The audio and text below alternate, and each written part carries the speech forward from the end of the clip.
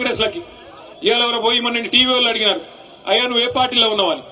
ఏం చెప్పాలా పాపం, బీఆర్ఎస్ పార్టీలో ఉన్నా అని చెప్తున్నాడు. మరి బీఆర్ఎస్ పార్టీలో ఉంటే బీఆర్ఎస్ మీటింగ్ ఇక్కడైతుంటే ఎమ్మెల్యే ఎక్కడున్నాడు? రేవంత్ రెడ్డి సంకలో ఉన్నాడు. ఆయనంట మీరందరూ అమాయకులంట, గద్వాల తాలూకాలో మీకు ఎవరికేం రాజకీయం తెలియదంట, ఆయన ఒక్కడికే తెలుసంట. ఆడబోయి రేవంత్ రెడ్డి సంకలో కూర్చొని నేను బీఆర్ఎస్ పార్టీలోనే ఉన్నాను సన్నాయి నొక్కులు నొక్కుతున్నాడు. నమ్ముదామా? ఆయనకు సిగ్గు లేకపోవచ్చు, మనకన్నా ఉండాలనా లేదా? బరాబర్ ఉండాలి. ఒక్కటి చెప్తా ఉన్నా, యాది పెట్టుకోండి.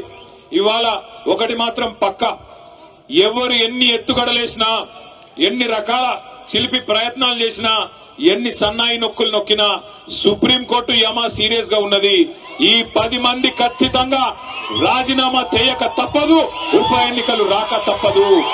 రాబోయే 9 మాసాల్లో 6 నుంచి 9 మాసాల్లో ఇదే గద్వాల తాలూకాలో తప్పకుండా తిరిగి ఉప ఎన్నిక రాబోతా ఉంది. బుద్ధి చెబుదామా పార్టీ మారిన ఎమ్మెల్యేకు? చెబుదామా? వెనకాల నుంచి గట్టిగా నిలబడాలి. చెప్దామా? బుద్ధి లేదా? మళ్ళా కేసీఆర్ గారు ముఖ్యమంత్రి కావాలన్నా అవుతా? కావాలా? కావాలంటే నేను మిమ్మల్ని కోరేది ఒకటే, దయచేసి పెద్ద పెద్ద నాయకులు పోయిండొచ్చు కాక, కానీ ఇవాళ ఒక్కొక్కరుగా మన నాయకులు శక్తివంతంగా